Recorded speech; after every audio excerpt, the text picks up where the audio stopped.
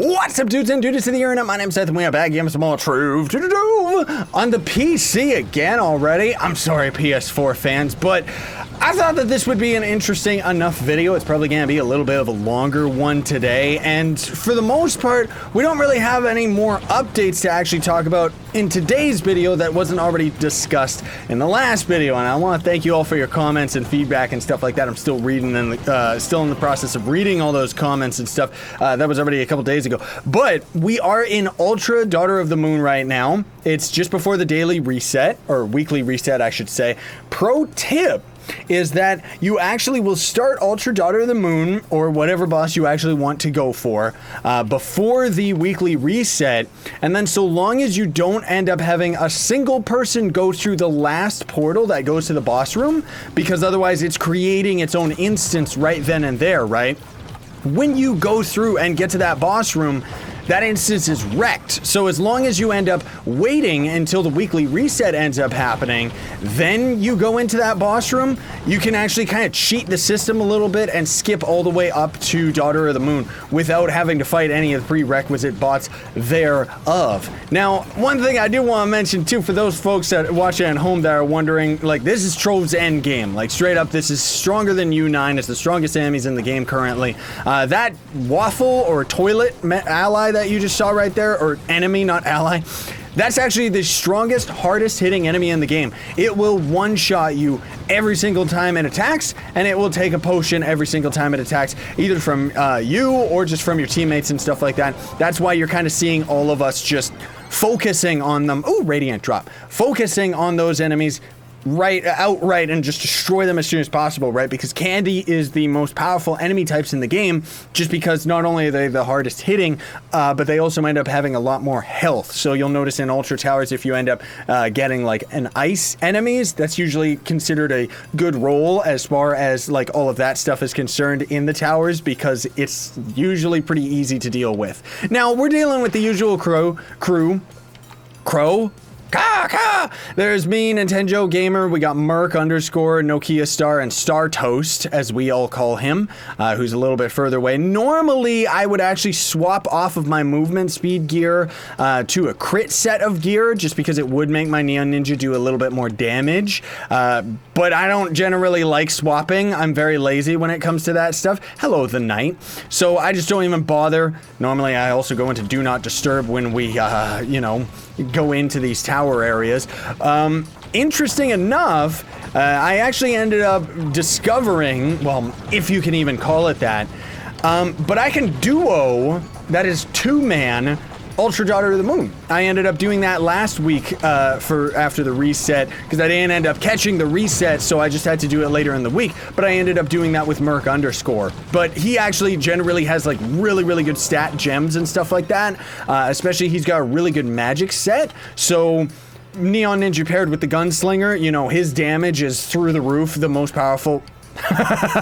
His damage is just the most powerful in the game as the Gunslinger, while also with the Neon Ninja, you know, I'm snaring everything over all over the place, so you can kind of just keep the enemies at bay. Also, Neon Ninja is one of, I'm sure there's other characters that can do it, but I haven't really experimented with it. Merc ended up experimenting with it, telling me, hey, he ended up actually soloing Pinata God, and then I tried it for myself once as well. It took like half an hour to 40 minutes for me to kill it all myself, just because I don't have that much damage compared to the entire group. But, and see, now we have to wait because we gotta wait for that reset, right? But it took like a million zillion years for me to do it, but yes, in fact, I was able to actually kill Ultra Pinata, just because you could end up, like, the way that you end up actually doing it, there's a clock over there, is with the Neon Ninja, you just lure Pinata over into a corner, and then your giant shuriken will snare all of the Pinata and the Pinata allies and stuff like that that are kind of over in the corner. So it's a nice, easy way of kind of, you know, things can very easily go wrong for sure, but it's a kind of cheaty way that you can end up kind of soloing Ultra Pin. Did they already go through? I think the reset did happen, despite my clock not saying that it did just yet. I'm surprised that we're actually getting through this relatively quickly, but then again, you know, it's been a long time since I ended up actually recording us going through Ultra Daughter. Also, remember, whenever the weekly reset ends up hitting, to swap all of your tomes. And also, I'm noticing as well that we are still actually getting the double star bar right now. I guess maybe is it not May 1st? I thought it was. Well, I'll have to check my calendar. I'm not really keeping that much track of all that stuff. So with Daughter of the Moon, you know, we'll see what ends up happening in the future. Oh, there's Fall of Pluto. They might end up changing her strategy a little bit, but for the most part, all you really got to do is worry about her gun.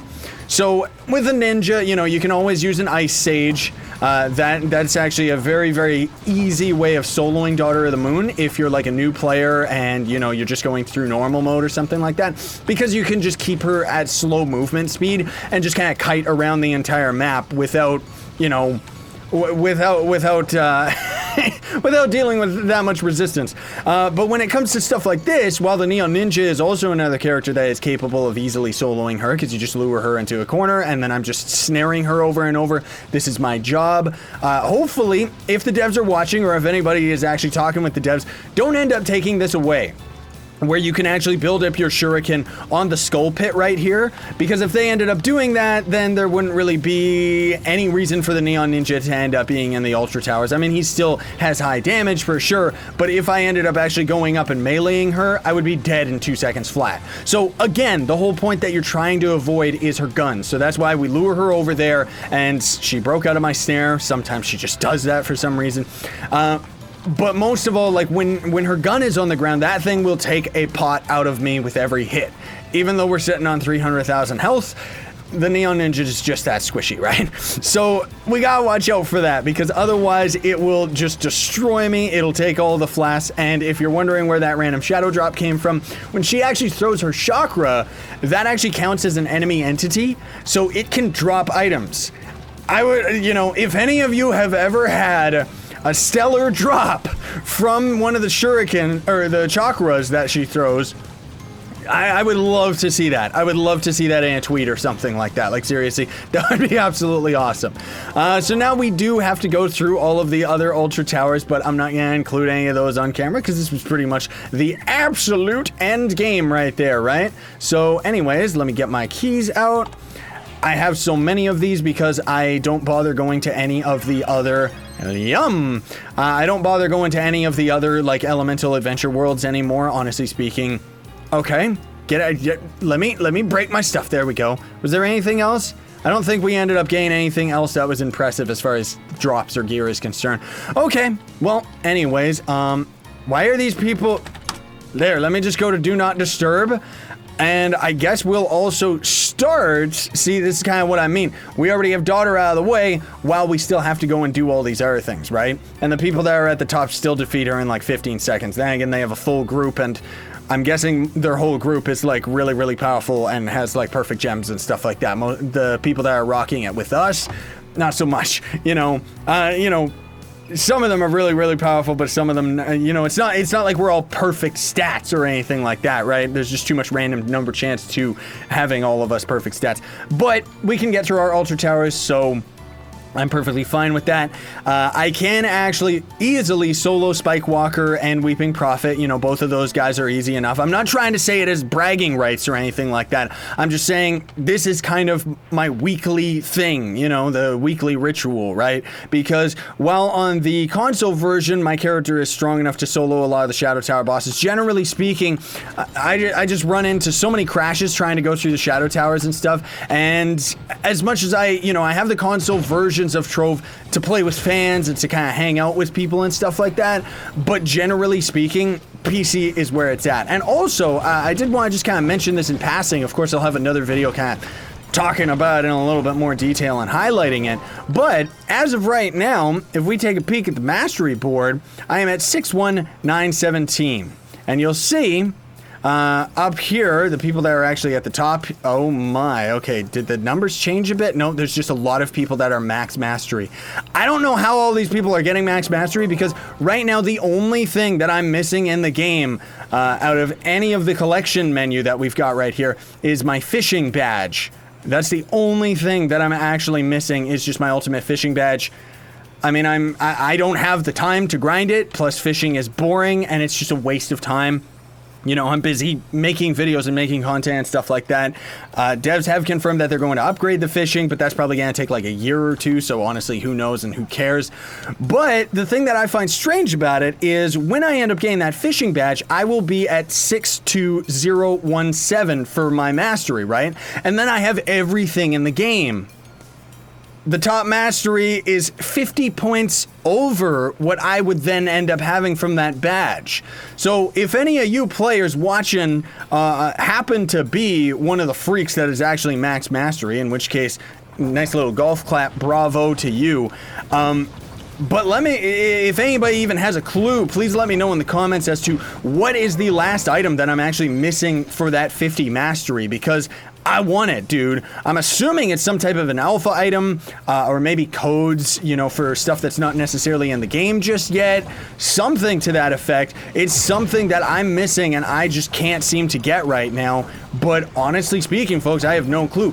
Which sucks, because otherwise I would be a lot more motivated if the only thing that I was missing was my fishing badge, because then I would actually be the maximum amount of mastery that you could get into this game, which means that weekly I would end up getting 300 pinatas that I could end up throwing into our club world and stuff like that, right? Because otherwise, while I do spend money on this game, on the PC version anyways, I'm very pay to win, I still don't buy, I don't buy pinatas or anything like that. But anyways, I'm already noticing that we're, you know, getting a little bit overtime here. I just kind of wanted to tell you about all that stuff, folks, and just kind of let you in to my world and what's been going on behind the scenes. Kind of the only real update as far as PC, you know, with my characters are concerned, it's just that. I'm very, very close to the mastery. That's where it was really exciting. Not only that I could finally do the videos that was showing all of the llama mounts and the griffins, but also just because I finally had them, you know, because I was finally able to actually buy them.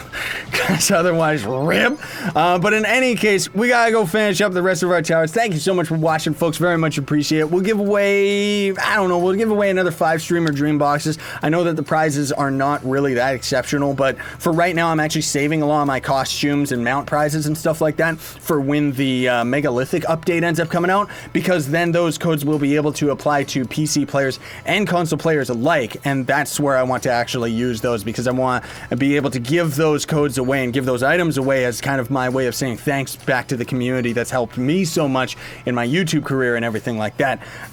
And that said, you know, I wish I could give you all stuff just for watching, you know? Anyways, thanks so much for watching. In order to qualify for any of those prizes, all that I ask is you hit a thumbs up and leave a comment in the comment section down below so that I can reply to your comment and let you know that you won and how to actually get that stuff. Anyways, have a fantastic day, everybody. Sayonara and stay epic.